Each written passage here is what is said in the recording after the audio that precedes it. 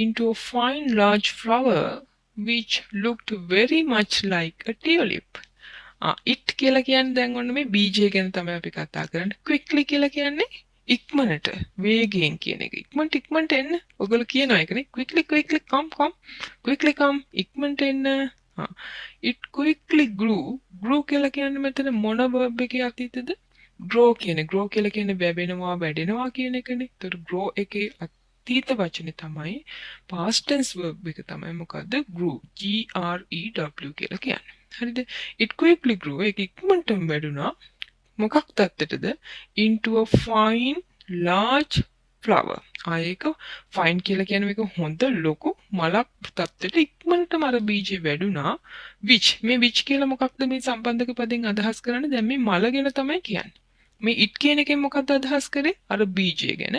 it quickly grew into a fine large flower which මේ මල looked very much like ගොඩාක්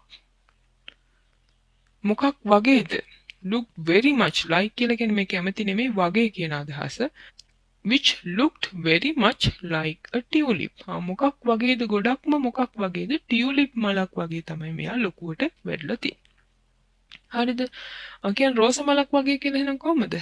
which looked very much like a rose. අනේ වගේ මොකක් හරි දෙයක් වගේ නම් like a dog බල්ලෙක් වගේ like a book පොතක් වගේ ඒ වගේ අර වගේ කියන අදහස ගන්නත් ඔය like කියන වචනේ අපි පාවිච්චි කරනවා කැමති කියන තේරුමට අමතරව. ඒකත් ඉගෙන ගන්න ගමන් අපි බලමු ඊළඟට මොකද වෙන්නේ කියලා. The woman nourished it with love and watered it each day. The woman nourished. nourished කියලා කියන්නේ පෝෂණය කරනවා කියන එක. nutrition කියලා කියන්නේ පෝෂදායී ඔයගොල්ලෝ එක දන්නවා. The woman nourished it with love.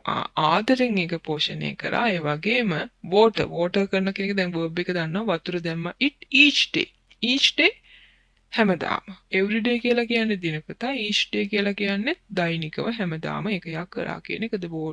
The woman nourished it with love and watered it each day. හැමදේම පැහැදිලි. nourished කියන වචනේ ටිකක් අලුත්.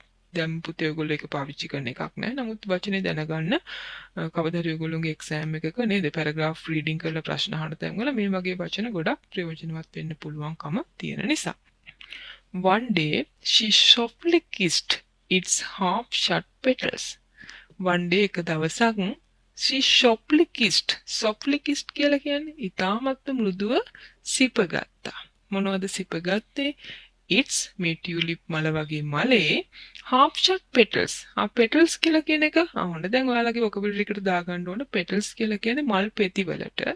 half shut කියලා කියන්නේ භාගයට වැහුණු. shut කියලා කියන්නේ වහනවනේ. අර සම්පූර්ණයෙන්ම මල විහිදිලා නැහැ. අර අඩවන්න මල් පෙති විහිදෙන්නේ අන්නේ half shut තියෙන petals වලට මල් පෙති වලට යා මෘදු විදියට හාත් දක්වන්න දීලා තියෙනවා. මොකද සුරංගනම්ම මෙයාට කිව්වනේ මේකට ආදරේ උණුහුම දෙන්න ඕනේ කියලා. දැන් මෙයා ගොඩාක් ආදරෙන් තමයි මේ මල් පැලේ හදාගන්නේ. And as though by magic the flower opened in full blossom. බලන්නකො පුංචි දේවතා මොකද උනේ කියලා. and as though my magic magic එකක් වගේ the flower opened මේ මල විවෘත වුණා. කොහොමද? in full blossom කියලා කියන්නේ පුතේ මල පිපුණා කියන අදහස. full blossom සම්පූර්ණයෙන්ම පිපුණා කියන එක. සම්පූර්ණයෙන්ම පිපෙමින් මල විවෘත වුණා.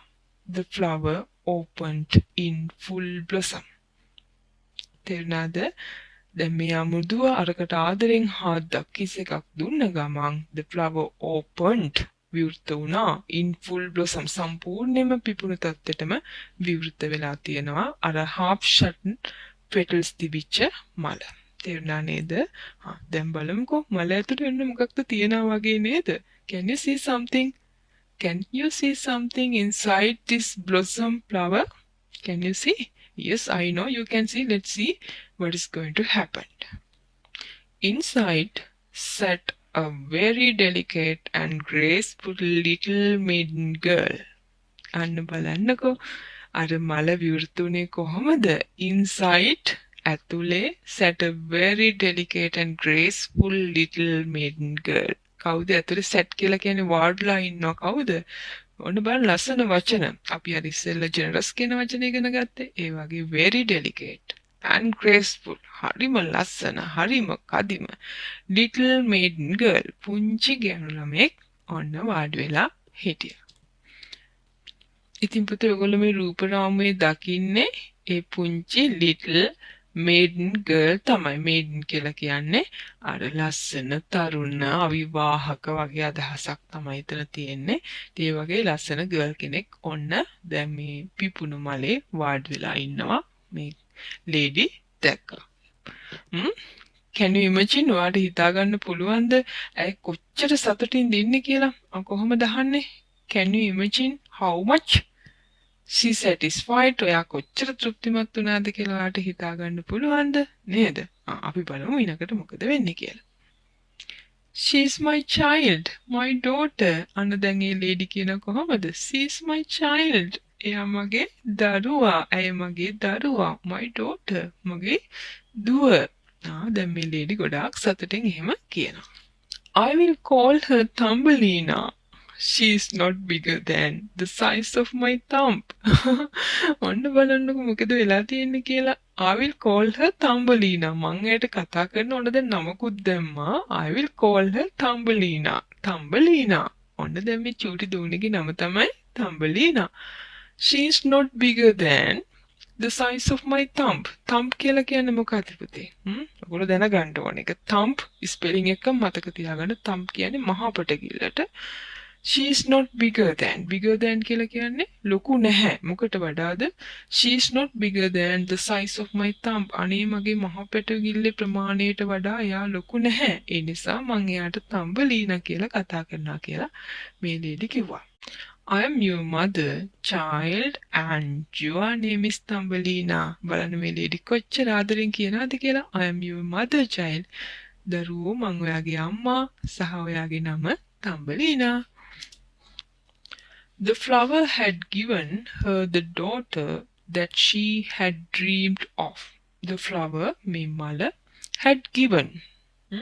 had given. මොකක්ද ඒ tense එක වර්ගය අපි නම් කරා මීට කලිනොත් perfect tense, past perfect tense. had given දීලා තිබුණා. ඇයට මොකද්ද? The daughter දුවක් that she had dreamed of. dreamed of කියලා කියන්නේ ඇයි හීන දකමින් හිටපු දුව දැන් මේ මල ඇයට දීලා තියෙනවා. තේරුණා නේද? The flower had given her the daughter that she had dreamed of. dream of කරනවා කියන්නේ සිහින දකමින් හිටපු. During the day she played in a tulip petal boat floating on a plate of water. ඉතින් පුංචි දුවේ පුතේ ඔයගොල්ලෝ වගේ මේ තම්බිලීනත් චූටි එක්කෙනෙක්නේ. ඔයගොල්ලන්ටත් වඩා චූටි.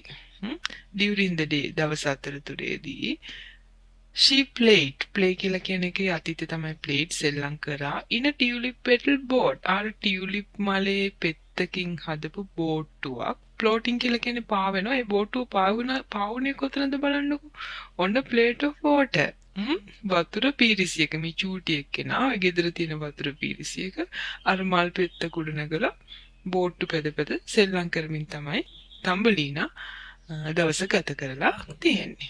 During the day she played in a tulip petal boat floating on a plate of water. float කියලා කියන්නේ පාවෙනවා කියන එක. ඒක මතක තියාගන්න ස්පෙලිං එකම. And rowed herself from side to side with 2 oars made of white horse hair. දැන් ඔන්න ඉගෙන ගන්න දේවල් තියෙනවා. row කියලා කියන්නේ ඔය බෝට්ටුව පදිනවට කියන වචනේ row. row ඒ බෝට් මතකයි නේ ඔයගොල්ලන්ගේ සින්දුව නේද? and rowed herself. ඇයම පැද්ද from side to side. පැත්තෙන් පැත්තට. මොකක්ද දැන් සාමාන්‍යයෙන් බෝට්ටුවක් පදිද්දි හබලක් ඕන. ඒ හබල with 2 oars. හබල් දෙකක් made of මොනගෙන්ද හදලා තියෙන්නේ කියන එක කියනවනේ a chair made of wood. දව වලින් හදපු පුටුවක්. a chair made of wood. a chair made of plastic වලින් හදපු පුටුවක්. අර ඒ වගේ 2 oars ඒ කියලා කියන්නේ හබල් දෙකක් made of white horse hair. අනේ සුදු අශ්වයෙක්ගේ hair කොණ්ඩෙන් එහෙම නැත්නම් එයාගේ ලොම් වලින් හදාගත්ත පුංචි හබල් දෙකකින් තමයි මෙයා පුංචි ඉන්නේ. ඉතින් එයාට සැහැල්ලුවට අර ටියුලිප් පෙටල් එකක් තමයි බෝට්